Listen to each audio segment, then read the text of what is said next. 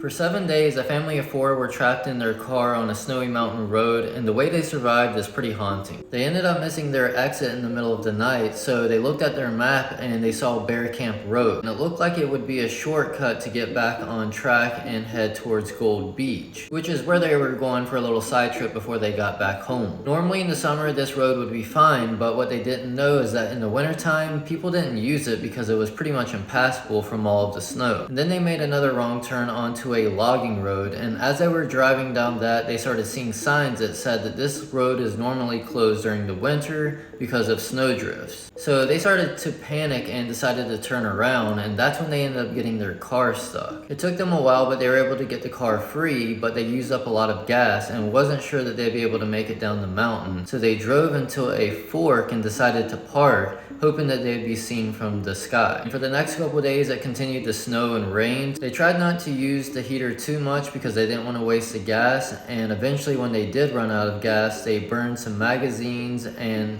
hid some wood underneath the car to keep it dry. About day 4, it cleared up enough for them to get out of the car and actually burn that wood. All they had was a few snacks, baby food, and breast milk to survive on. James was looking at the maps and was convinced that they were only 4 miles from Gallus or Galice, an old gold mining town that was near the river. He decided after a week of being in the car that he was going to go on a rescue mission and try to make it there. But the problem was they were actually 15 miles from the town. After looking at the maps one more time, he made them a fire and decided to head off. The first 5 miles brought him back to the logging road, but then he went into Big Windy Creek Canyon. He had to swim, crawl, and climb rocks. His family ended up getting found that Monday, and that was because a helicopter saw James's footprints and it led him back to the car. But they couldn't find James, and they didn't find him until Wednesday. But unfortunately, they found him in 2.5 feet of water, but he had died from hypothermia. Had they stayed on that logging road and not turned around and kept going, they would have actually found a cabin.